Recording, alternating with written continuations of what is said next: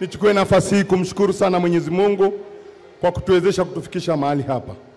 Lakini la pili, nichukue nafasi hii kukupongeza sana Mheshimiwa mgombea kwa kupata heshima ya kipekee kutoka chama chetu, Chama cha Mapinduzi, kuwa mteule wa chama chetu.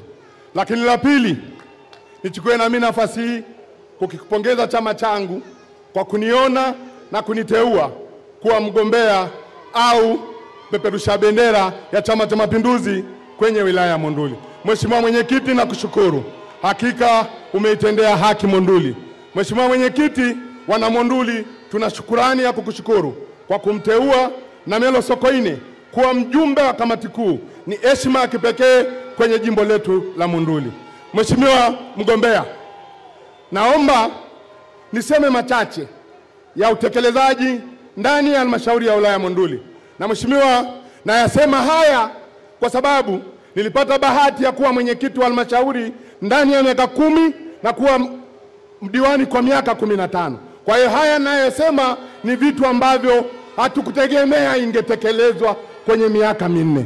Mheshimiwa mgombea, wakati unaingia madarakani, sisi Monduli tulikuwa inapofika Januari tunachanga shilingi 10,000 kwa ajili ya kujenga madarasa ya miundombinu ili watoto waende shule. Lakini ulipoingia madarakani ulituletea madarasa 36 na mwaka uliopita ukatuletea na madarasa 25. Jumla ya madarasa ndani ya kipindi chako Monduli ni 61. Lakini Mheshimiwa Rais mgombea, hatujakaa sawa. Ukatuletea shule za sekondari 4: Meserani, Lepuruko, Mswakini na Migungani, yenye takriban ya bilioni 2.5 na yote imekamilika. Mheshimiwa mgombea, hapo ni kwenye sekondari. Shule za msingi umetujengea shule ya kisasa Monduli Juu anapotokea Namelo Sokoine, zaidi ya shilingi milioni 480 imejenga shule ya msingi ya kisasa. Leo watoto wa Monduli Juu, ile korongo lililokuwa linawazuia wasiende shule, sasa wanafika shule. Lakini sio hilo tu. Mheshimiwa mgombea, wakati unaingia madarakani tulikuwa tuna shida ya shule za chekechea kwenye maeneo mengi ambayo umbali wa kwenda shule ya msingi alikuwa ifikiki.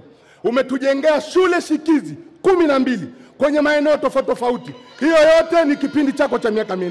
Mheshimiwa mgombea, wakati unaingia madarakani tulikuwa na vituo vya afya 2 ambavyo havijakamilika, kilichoko Mtwambu na kilichoko Makuyuni. Hivi tunavyozungumza mgombea urais, vituo vile vimekamilika na vinafanya kazi. Lakini sio hilo tu. Wana Monduli wanachokujivunia kwako. Umetujengea kituo cha afya cha kisasa kilichoko Nafco cha zaidi ya shilingi milioni 800. Leo tunavyozungumza, wamama waliokuwa wanakwenda kilomita 54 kufuata hospitali wilayani wanapata kwenye kata ya Luksale. Hiyo ni matunda ya awamu yako ya kwanza ulipoingia madarakani. Lakini Mheshimiwa Rais, mgombea urais, wakati unaingia madarakani, hospitali yetu ya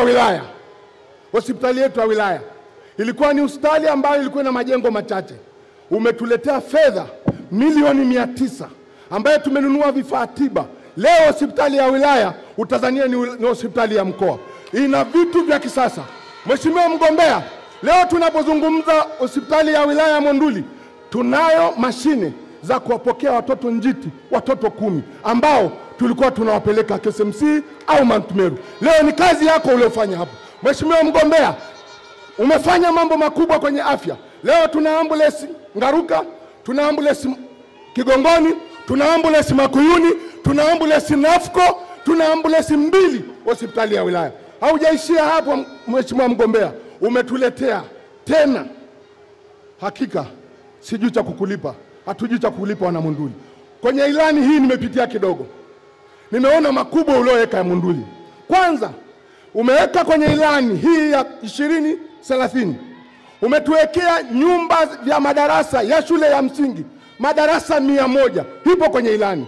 Lakini sio hilo tu, kwenye sekondari umetuwekea nyumba za walimu 200, shule ya msingi umetuwekea nyumba 100, hiyo ipo kwenye ilani. Mheshimiwa mgombea, sisi wana Monduli tuna deni la kukwenda kukupigia kura tarehe 29. Mheshimiwa mgombea, kwenye upande wa maji tuna mradi mkubwa uliofunguliwa yenye kuhudumia vijiji 13 na kata 7 ambao ulisainiwa mwaka juzi. Mradi huo umeshaanza, ni mradi wa shilingi bilioni 20. Mradi ule mheshimiwa mgombea, utakapokamilika utatuokolea wananchi takriban 80,000 watakuwa wamepata maji. Tunaomba mradi ule ukamilike. Lakini sio hilo tu, tuna mradi mwingine Makuyuni bilioni 7 ambao na mradi umeanza. Lakini sio hilo tu, ipo kwenye ilani. Sio hilo tu, tuna bwawa la Somainen lililoko Mwenduli Juu, umetutengea shilingi bilioni 2.5. Lakini sio hilo tu, tuna bwawa la Nanja, umetutengea bilioni 3.